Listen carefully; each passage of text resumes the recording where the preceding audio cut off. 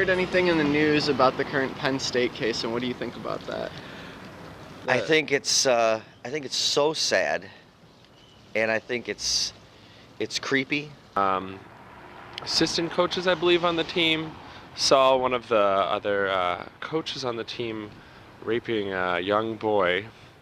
You know, institutions forget what they're there for, and, you know, especially at college when you're there for kids and you think you're there about preserving it and you do things to protect that, and how sad that can be. Also decided to go to the higher-ups in the college or in the university and report it, but none of them decided to take legal action or recourse against the perpetrator.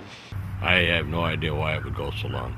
I mean, to go 12 years, I heard, that's a long time. Or thinking that maybe they can somehow work it out within their own little system, or that they're just too shocked and overwhelmed and ashamed to do anything to make those moves. Shouldn't have went that long. Somebody should have had a backbone to speak up for them kids. People, I think, are reluctant to make a report out of fear. I mean, I think that would be the main problem as to why people don't get involved, is out of fear.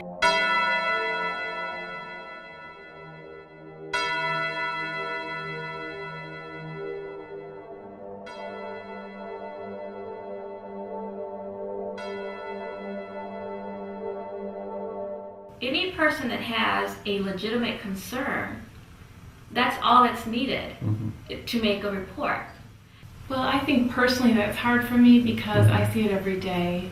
And, you know, you see someone who's famous out in the public and everybody's talking about that, when I feel like they should be talking about every kid that I see here every day. And I've seen, even in schools, in my opinion, not make that call when they should. We recently had 2 schools where there have been kids acting out, and one school was absolutely fantastic and immediately talked to the families and talked to us about, please train us about this. We want our teachers to know exactly what to do. Now another school is more, we're going to do our own investigation. We're going to get our attorney involved. I don't think that could happen here. We're just going to close the door on that. And that's huge. They need to protect those kids. That's what this is about. And all that principal would have to do is put the kids first, rather than worrying about being sued themselves and worried about the teachers getting in trouble or who would call them, who didn't. Just make the phone call, make the report, and let all the other professionals do the job. I think we all have a moral responsibility to make that phone call. You know, there's many of us that are mandated reporters and have to make the phone call, but everybody has the moral obligation, whether you're a mandated reporter, you do this work or not, or you're a cop, or you're a teacher, you have a moral obligation to make the phone call if you suspect it's happening. You know, what happens at Penn State that's now the national limelight or international limelight, that has occurred here in Rockford 300 or 400 times in the last year. 300 or 400 times. Every day in Winnebago County, there are 10 reports of child abuse. 10 reports of kids being injured or neglected. And every day they find credible evidence of abuse or neglect in 4 of those kids every single day in Winnebago County. If you look at the national statistics, the death rates, we lose 1,700 kids a year, and that's been for the last 5-7 years consistently. In the next 5 hours, a child will die in the United States because of abuse and neglect. In the next 5 hours. We worry about losing soldiers overseas. We worry about the death rates on the highway. In the next 5 hours, a child will die. Or in the next 24 hours, 5 children will die in the United States. 5 kids in the United States every day from child abuse or neglect. In Rock County alone, with 111 reports, that's 3 to 4 cases a day. And those are just the reported ones. You're talking about child abuse, and I think one of the things that makes you realize is how hidden this often is. You know, a lot of this stuff, I'm pretty sure that the statistics would show that most of that kind of stuff happens with people that you know. I think a lot of people don't say anything because it's too hard for them to believe that it actually happens.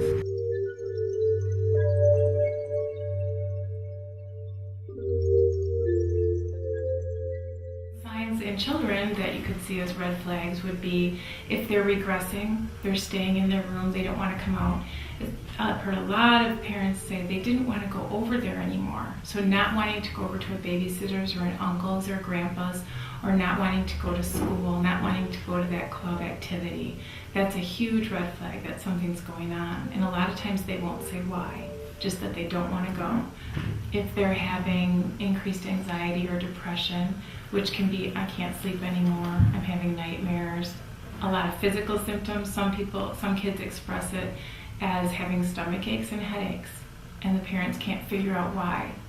And that can be that something's going on in their life. They're being hurt or they're being abused. If it happens in your family or you're a teacher and it happens at your school, you can become the hero by reporting it. By keeping it in, it's going to continue, and then you've continued the abuse. Some feel that it's okay to spank a child with a belt. Unfortunately, the state of Illinois says if you do that and you leave marks that persist more than 24 hours, that's child abuse. If you do it out of anger, that's child abuse. If you do it excessively, that's child abuse. Some don't consider that or don't believe that. So there is a reluctance on people to get involved because they may feel, I don't think this is abuse. I don't think what I saw was abuse.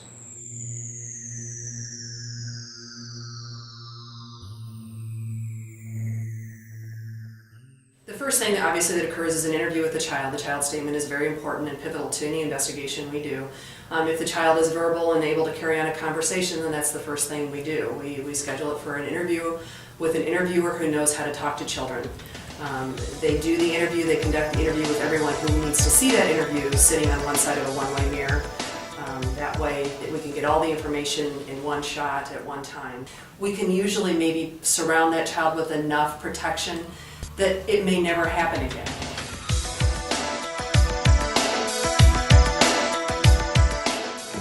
This is the scenario we see over and over again, is the failure to report, the unwillingness to accept it exists. And the interesting thing was when this physician was asked about, did you ever think about the possibility of child abuse? The response was, well, I suppose that should be considered, but I just would have never thought about that from these parents.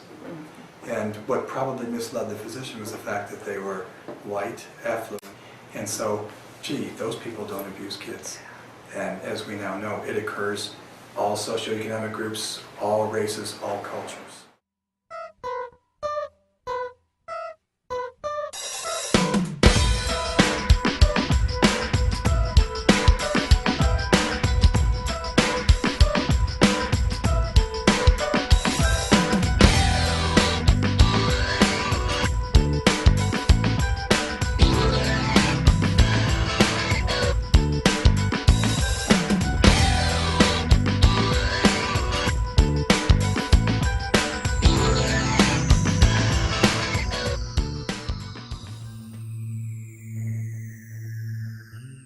Without a doubt, still far and away, it's the neglect. Not providing the appropriate shelter, not providing the calories for normal growth, not providing medical follow-up.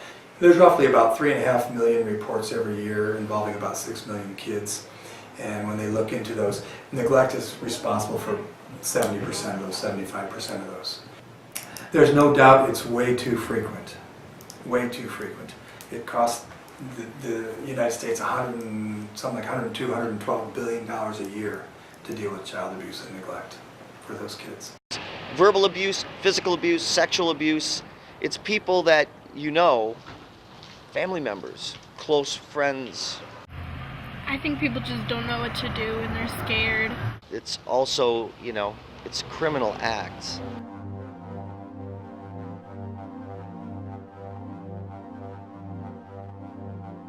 About some people sort of not necessarily totally facilitating that situation, but maybe having an idea that that might be happening and ignoring it. That attachment, I think, sometimes keeps people from going the next step and exposing them to the authorities.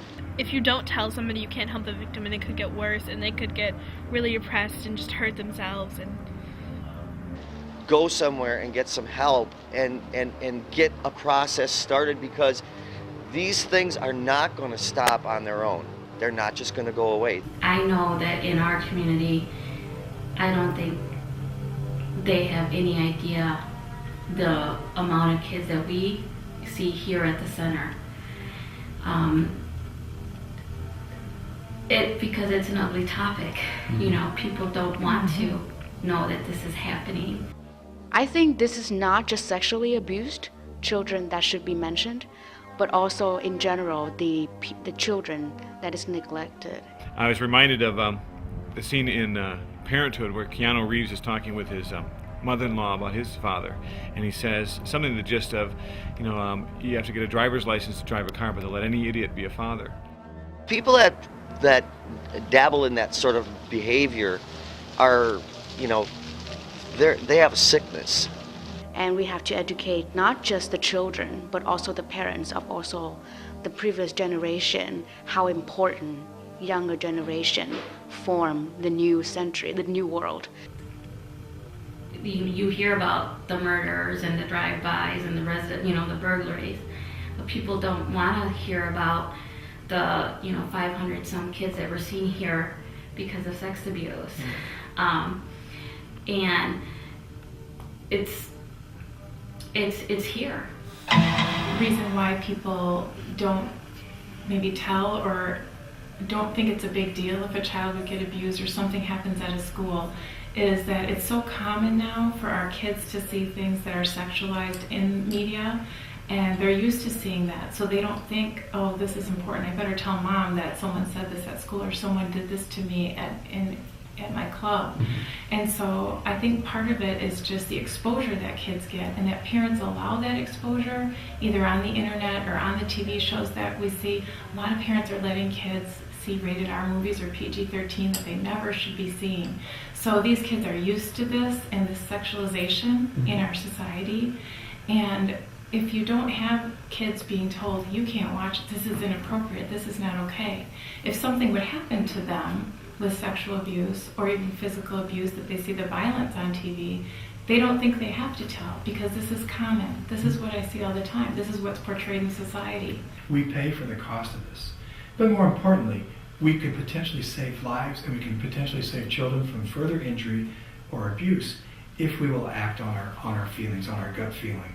It's just human nature I feel to be a concerning neighbor. Yeah, I know it's hard, but you have to get over that fear. The part of like general lay people, people in the public, your next door neighbor, there's a lot of concern about filing a report and I think it's the underlying theme that even physicians and many nurses and everybody else has.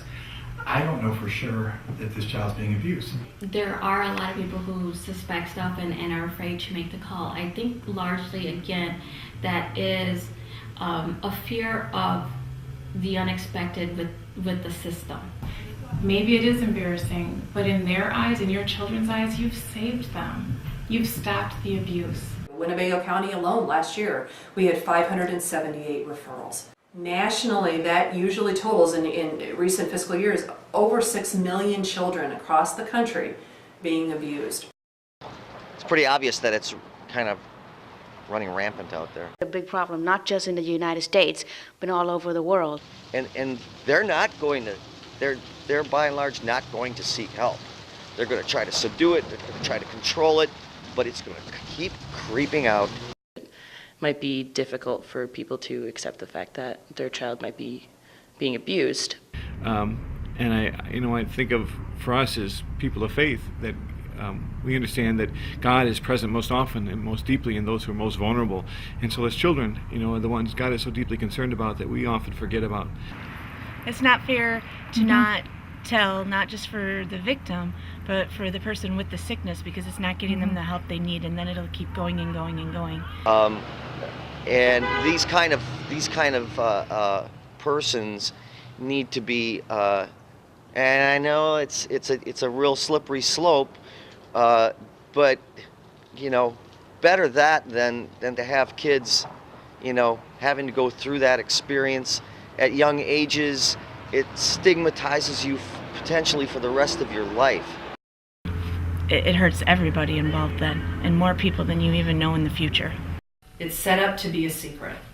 So if we don't tell and we don't make the report, then we're just allowing the secret to continue and allowing the abuse to continue.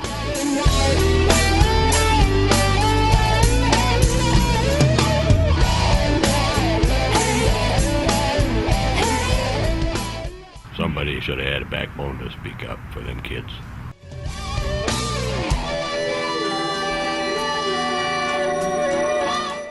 when children do tell what's happened to them, they just want it to stop.